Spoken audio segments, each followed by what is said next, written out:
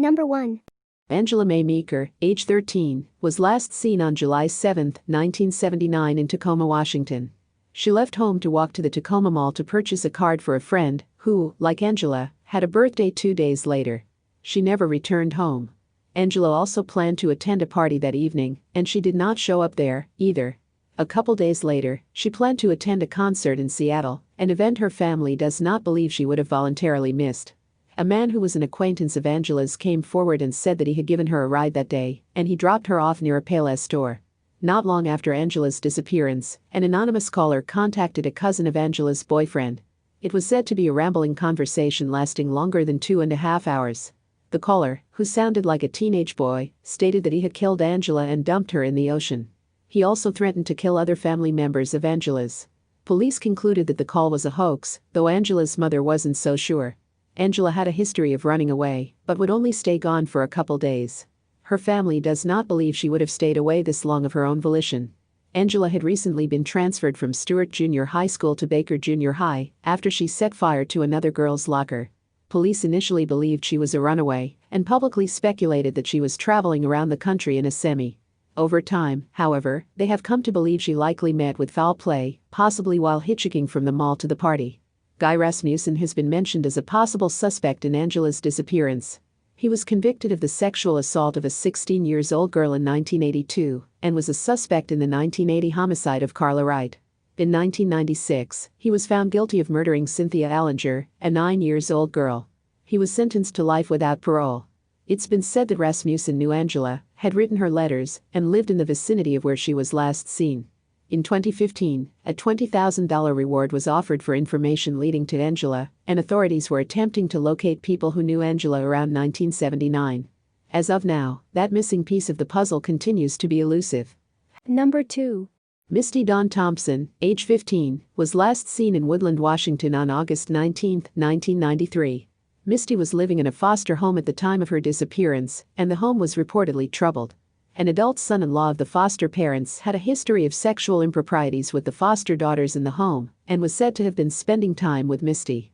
The caseworker asked the son-in-law, a Mexican national who was about to be deported, to leave the residence. Misty left the home around the same time that the son-in-law left, and it is presumed that he took her with him.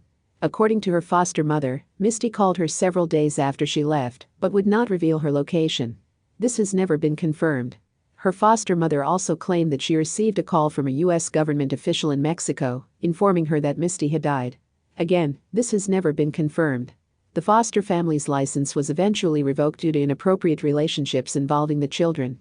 Misty's cousin, who lives in the southern United States, wants to know what happened to Misty.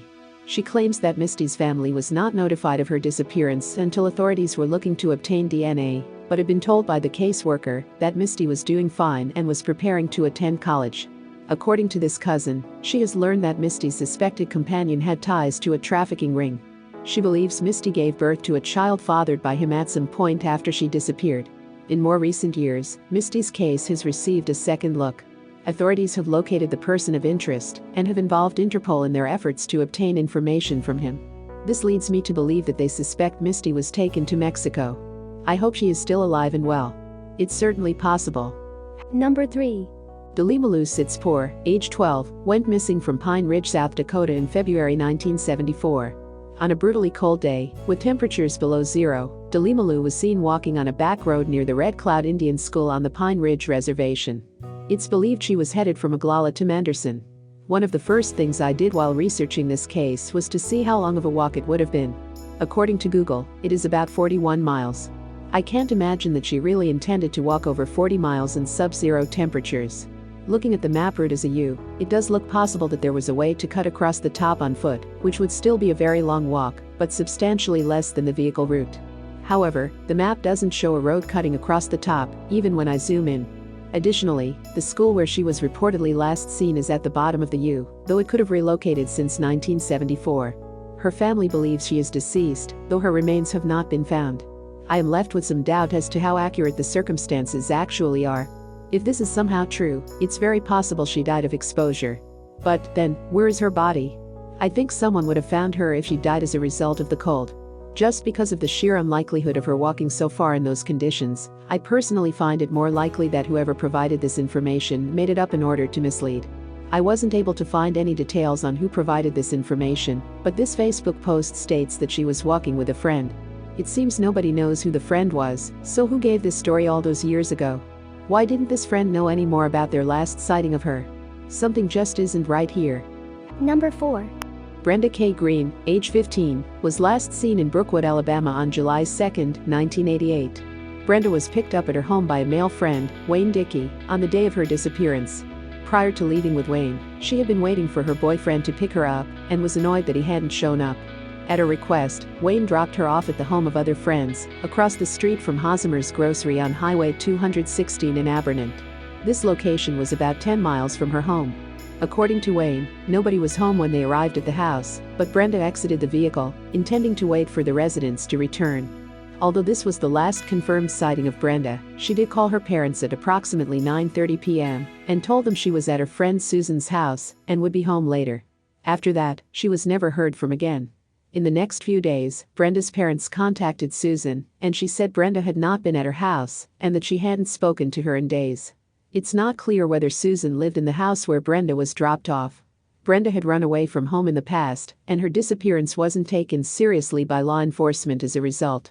Her family, however, quickly realized that this time was different. In the past, she'd gone to friends' houses, and it had only taken a couple phone calls to locate her. Wayne is not a suspect in her disappearance, in part because her parents spoke to her several hours after he dropped her off. In fact, police have recently stated that they don't believe she was kidnapped and that there are no suspects. There are conflicting accounts of when Brenda was last seen. Some reports state that her parents dropped her off at the friend's house, as opposed to Wayne. Number 5. Amy Danielle Gibson, age 15, went missing from Greensboro, North Carolina on December 7, 1990. On the day of her disappearance, Amy walked out the door, telling her parents that she was going to walk up the road. It's not known specifically where her destination was. When Amy didn't return, her parents reported her missing, but because she had run away on previous occasions, her disappearance wasn't taken seriously by authorities. Amy had a 20-year-old boyfriend in 1990, and her family initially believed she was with him. Her parents dropped by his home unexpectedly at all hours of the night, hoping to find her there. Ultimately, they were convinced that she was not hiding out as his place. According to someone who identifies herself as a family member, Amy had been involved in an ongoing feud with one of the girls in her neighborhood. According to the family member, Amy had snuck into the other girl's bedroom while she was sleeping the night before and cut off all her hair. Amy's family has considered the possibility that retaliation for this incident could have led to her disappearance. The girl and her family have reportedly never been questioned. Amy's mother has received multiple anonymous calls, indicating that Amy's remains are in the lake behind their home, and various sightings have been reported over the years, but none of the leads have led to finding Amy. Amy's mother has requested another search of the lake, but the police have been unable or unwilling to expend the resources, according to her family member. Although it's possible that Amy left of her own accord, her family does not believe this was the case. Amy was described as being stuck like glue to her boyfriend, and it's believed that she would have been with him if she'd run away. He had his own apartment. She also left all her clothing, makeup and other personal belongings behind, and hasn't used her social security number or obtained an ID card. Amy enjoyed going to the mall and hanging out with friends. She was a student at Dudley Open School at the time of her disappearance. Her family continues to seek resolution in Amy's case.